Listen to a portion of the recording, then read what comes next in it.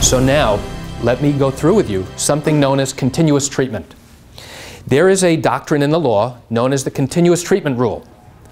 And before I share that rule with you, I want to give you this scenario. Let's go back to the mom that you've now gone to do the last will and testament for, the one who has the advanced metastatic breast cancer. And she tells you, when you talk to her, that a year and a half ago, let's make it out even further, 3 years ago, she told the doctor about that breast lump. And the doctor told her we'll follow it on a regular basis. And so now every 6 months she comes back to the doctor's office for routine GYN checkup. The patient forgets about it, the doctor forgets about it, and over the course of the next 2.5, 3 years, they both forget about it until it comes back and resurges. Now, the question is, does that patient get the benefit of continuous treatment? Because what continuous treatment does is it will extend the time that you have, or the client has, in which to file a lawsuit against that particular physician. And in law, we call that tolling the statute of limitations. So let's answer that question. Does a patient who goes back to the doctor for routine follow-up, unrelated to the original complaint, get the benefit of what's known as continuous treatment? How many of you think they do? How many of you think they don't? The answer is they don't, and here's why.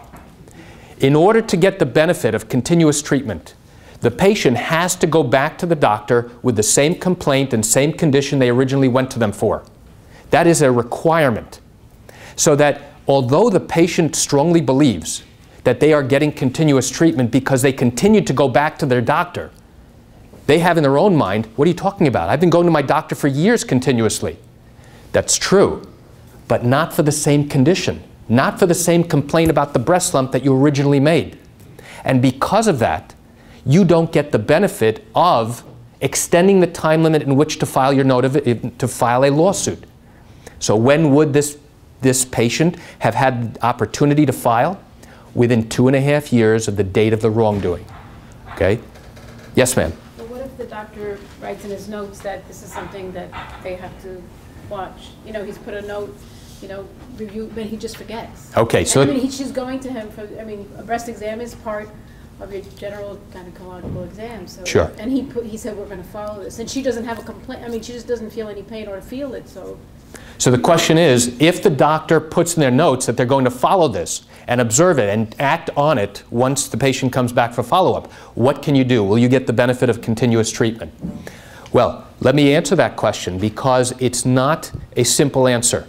You see, when you're talking to your client and they ask you whether or not there is continuous treatment, whether or not I can now bring a lawsuit at this late stage, it is impossible for you, or actually anyone, on that first consultation to give them an answer of whether or not there's continuous treatment. And let me tell you why.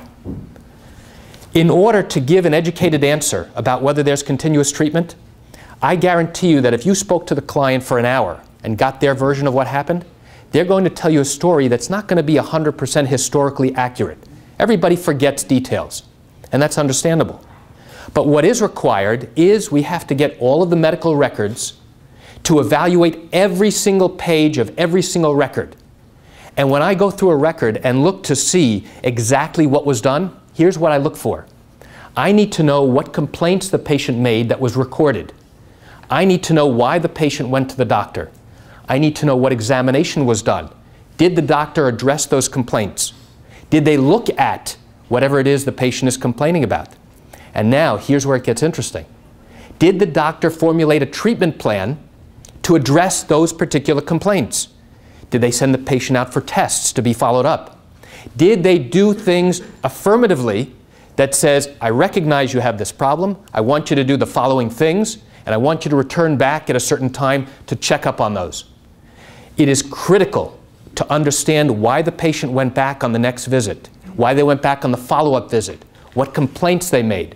Because if we don't know exactly why they went back and it turns out it was just for routine visits, the patient will no longer have the ability to use that continuous treatment rule in order to extend their time to file a lawsuit.